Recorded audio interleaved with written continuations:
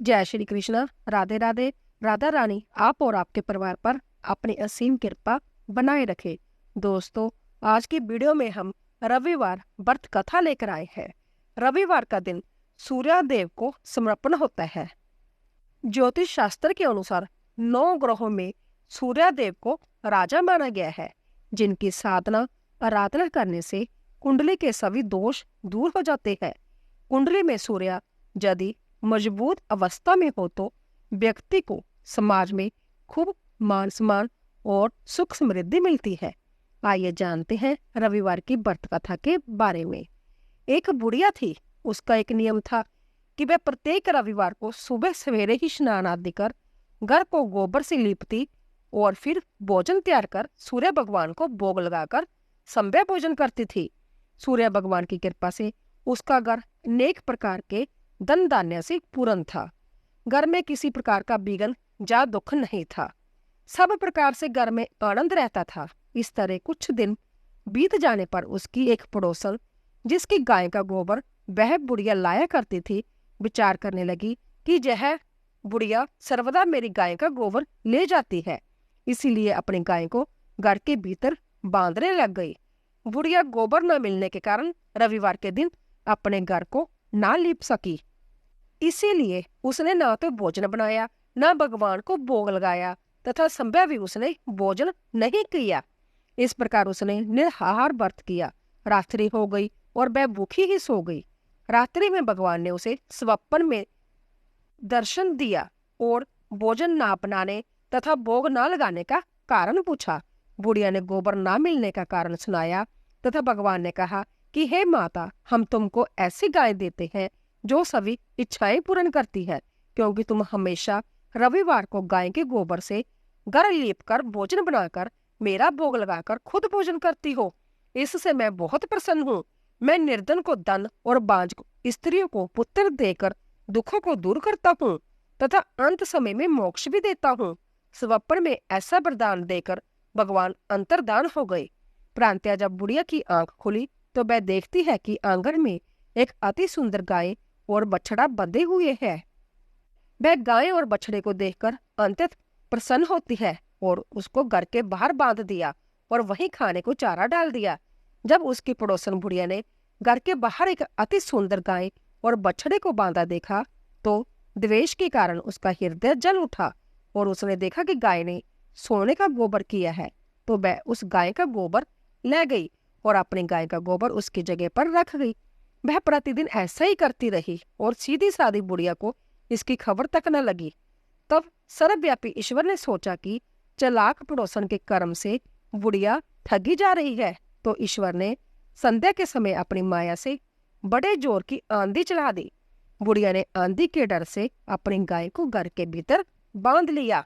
प्रांतःकाल जब वृद्धा ने देखा कि गाय ने सोने का गोबर दिया है तो उसको आश्चर्य की सीमा न रही और वह प्रतिदिन गाय को घर के भीतर बांधने लगी। उधर पड़ोसन ने देखा कि बुढ़िया गाय को घर के भीतर बांधने लगी है और उसका सोने का गोबर उठाने का दांव नहीं चलता, तो वह ईर्ष्या और डाह से जल उठी और कुछ उपाय न देख पड़ोसन ने उस देश के राजा से बुढ़िया की शिकायत कर दी। उसने सभा में जाकर राजा से कहा कि महाराज, मेरे पड़ोस में एक बुढ़िया के पास ऐसी गाय है जो नित्य सोने का गोबर देती है। आप उस सोने से प्रजा का पालन कर सकते हो। वह बुढ़िया इतने सोने का क्या करेगी? राजा ने यह बात सुन अपने दूतों को बुढ़िया के घर से उस गाय को लाने के लिए आज्ञा दे दी। बुढ़िया प्रांतः सूर्य भगवान का भोग लगा भोजन ग्रहण करने ही जा रही थी कि राजा के कर्मचारी गाय खोलकर ले गए। बुढ़िया काफी रोई चिल्लाई, किंतु कर्मचारियों के समक्ष कोई क्या कहता। उस दिन बुढ़िया गाय के वियोग में भोजन न खा सकी और रात भर रो रो कर ईश्वर से गाय को पुण्य पाने के लिए प्रार्थना करती रही। उधर राजा गाय को देखकर बहुत खुश हुआ और उसने अपने महलों में बंधवा लिया। लेकिन सुबह जैसे ही वह उठा, सारा महल गोबर से भरा दिखाई देने लगा। राजा जे देख घबरा गया। भगवान ने रात्रि में राजा को स्वप्न में कहा कि हे राजा, गाय बुढ़िया को लौटाने में ही तेरा भला है। उसके रविवार के व्रत से खुश होकर मैंने उसे गाय दी थी। राजा ने रात के सपने को याद कर प्रांत्य होते ही बुढ़िया को बुलाकर बहुत से धन के साथ समान सहित गाय बछड़ा लौटा दिया। और उसकी पड़ोसन को बुलाकर उचित दंड दिया। इतना करने के बाद ही राजा के महल से गंदगी दूर हो गई। उसी दिन से राजा ने नगरवासियों को आदेश दिया कि राज्य की सुख समृद्धि तथा अपने समस्त मनोकामनाओं की पूर्ति के लिए रविवार का व्रत रखा करो। व्रत करने से नगर के लोग सुखी जीवन व्यतीत करने लगे। कोई भी बीमारी तथा प्रकृति का प्रकोप उस नगर पर नहीं होता था। सारी प्रजा सुख से रहने लगी। चलिए दोस्तों, अब जानते हैं कि सूर्य भगवान की ऐसी ही दूसरी कहानी के बारे में। किसी गांव में एक माँ और उसकी बेटी दोनों सूरज जी का व्रत किया करती थी। एक बार सूर्य रविवार व्रत वाले दिन माँ ने बेटी से कहा, मैं किसी आवश्यक कार्य से बाहर जा रही हूँ, तो 2 रोट बनाकर रख लेना। एक छोटा रोट बेटी के लिए और एक बड़ा रोट मेरे लिए बनाना, जो हम पूरा खा सके, क्योंकि रोट को जूठा नहीं छोड़ते। रोट के आटे में नमक मत डालना, यह अलोना होता है। माँ चली गई और बेटी रोट बनाने लगी। तभी सूर्य भगवान एक साधु बाबा का वेश बनाकर वहां आए और भिक्षा मांगने लगे। लड़की ने कहा, मेरी माँ का रोट तो बन गया है, पर मेरा रोट बनेगा, उसमें से आपको दूंगी। बाबा ने कहा, जो रोट बन चुका है उसी में से अभी दे दो, नहीं तो मैं जा रहा हूँ। लड़की ने माँ के रोट में से टुकड़ा तोड़कर दे दिया। जब माँ वापिस आई तो बहुत नाराज हुई और बोली, दिए बाई दिए दे, रोटा माइली कोर दे, तुम्हारो दे पन सारो दे। मतलब, हे लड़की, मेरी रोटी का टुकड़ा दे दिया, मेरी रोटी मुझे साबुत दे। वह लड़की को मारने लगी। बेटी मार से बचने के लिए वहां से डर कर जंगल में भाग गई और वड के पेड़ पर चढ़कर बैठ गई। सूर्य भगवान ने सोचा, बेचारी लड़की को मेरे कारण घर से निकलना पड़ा, इसीलिए इसकी रक्षा मुझे ही करनी पड़ेगी। सूर्य भगवान रोज उसके लिए चूरमे का एक लड्डू और एक लोटा पानी भेज देते थे। लड़की मजे से खाकर वहां ही बैठी रहती। एक दिन एक राजा शिकार करते हुए उधर से निकला। थकान मिटाने के लिए उसी पेड़ के नीचे आराम करने लगा। राजा ने अपने सेवक से कहा, प्यास से जान निकली जा रही है, चूल्हे पर पानी मिल जाता तो प्राण बच जाते। पेट पर बैठी लड़की ने जैसा सुना तो उसने चूल्हे पर पानी डाल दिया। राजा ने पानी पी लिया। राजा ने कहा, अरे सेवक, आधी जान तो बच गई है, थोड़ा पानी और मिल जाए तो आधी जान और बच जाएगी। जय सुनकर लड़की ने फिर एक चुल्लू पानी डाल दिया।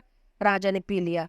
राजा को आश्चर्य हुआ। उसने सेवक से कहा, ऊपर अवश्य कोई है, तू ऊपर चढ़ और देख कौन है। सेवक ऊपर चढ़ा तो उसे लड़की मिली। लड़की ने सेवक से कहा, भैया, तुम जय स्वादिष्ट लड्डू खा लो और पानी पी लो, पर राजा को मेरे बारे में मत बताना, कह देना कि ऊपर कोई नहीं है, पता नहीं राजा मेरे साथ कैसा व्यवहार करेगा।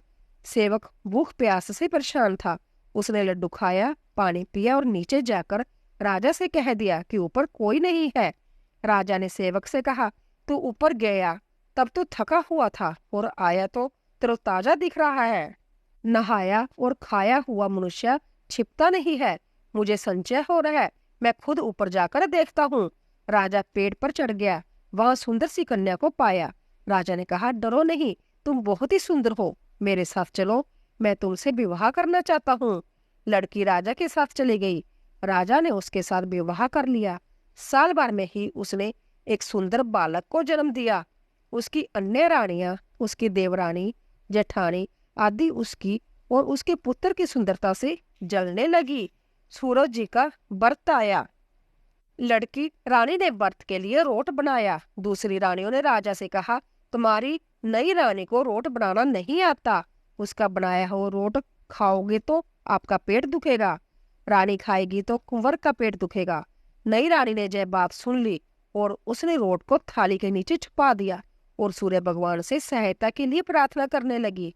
राजा ने जब पूछा कि थाली के नीचे क्या है तो उसने कहा कि मेरे गरीब पीहर से आया हुआ उपहार है।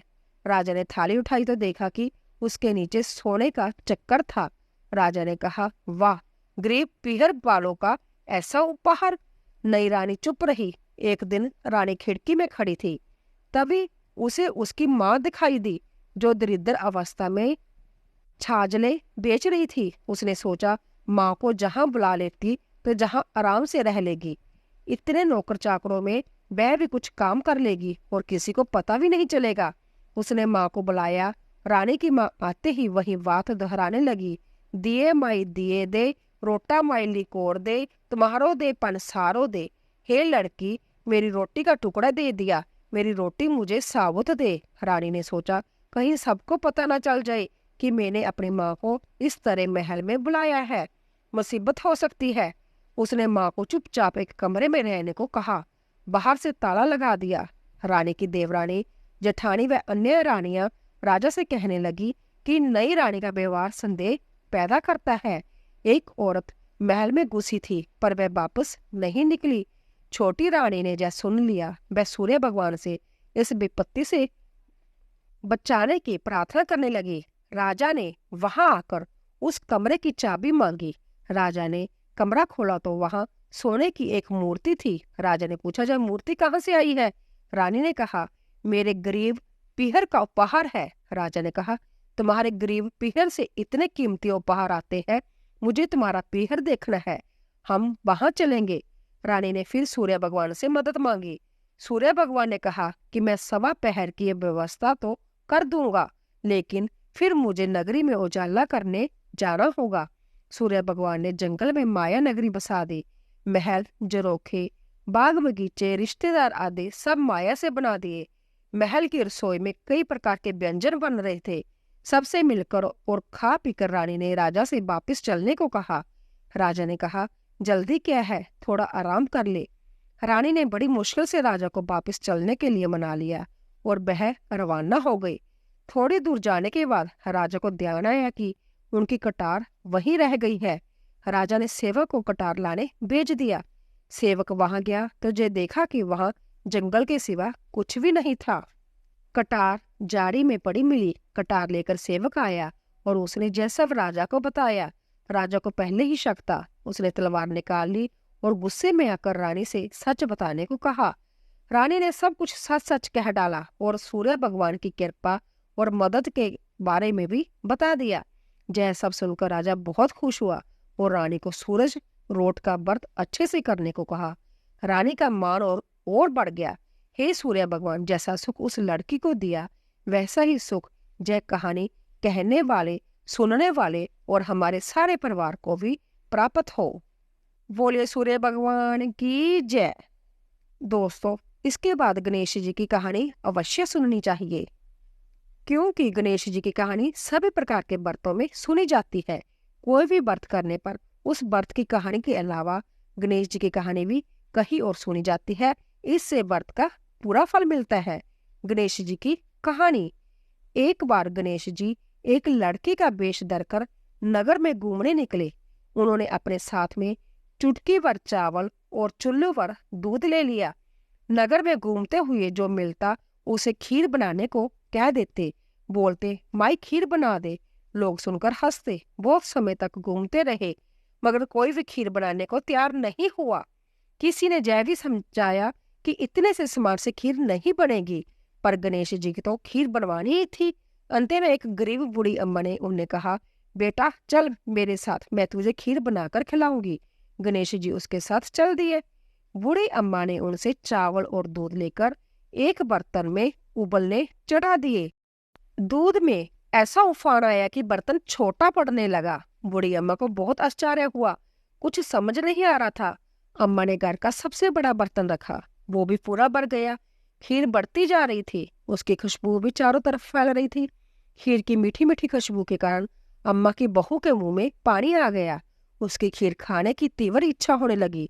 उसने एक कटोरी में खीर निकाल ली और दरवाजे के पीछे बैठकर बोली, ले गणेश तू भी खा, मैं भी खाऊं, और खीर खा ली। बूढ़ी अम्मा ने बाहर बैठे गणेश जी को आवाज लगाई, बेटा तेरी खीर तैयार है, आकर खा लो। गणेश जी बोले, अम्मा तेरी बहू ने भोग लगा दिया, मेरा पेट तो भर गया है, खीर तू गांव वालों को खिला दे। बूढ़ी अम्मा गांव वालों को निमंत्रण देने गई। सब हंस रहे थे। अम्मा के पास तो खुद के खाने के लिए कुछ नहीं है, पता नहीं गांव को कैसे खिलाएगी, पर फिर भी सब आए। बूढ़ी अम्मा ने सबको पेट भरकर खीर खिलाई। ऐसी स्वादिष्ट खीर उन्होंने आज तक नहीं खाई थी। सभी ने तृप्त होकर खीर खाई, लेकिन फिर भी खीर खत्म नहीं हुई, भंडार भरा ही रहा।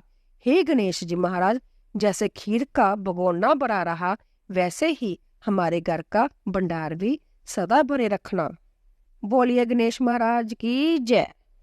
तो दोस्तों, आशा करती हूँ कि आपको हमारा वीडियो अवश्य पसंद आया होगा। प्लीज जाने से पहले चैनल को सब्सक्राइब कीजिए, लाइक कीजिए और ज्यादा से ज्यादा शेयर कीजिए और कमेंट बॉक्स में ओम सूर्य देवाय नमः, जय श्री गणेश अवश्य लिखिए। आप सभी का धन्यवाद।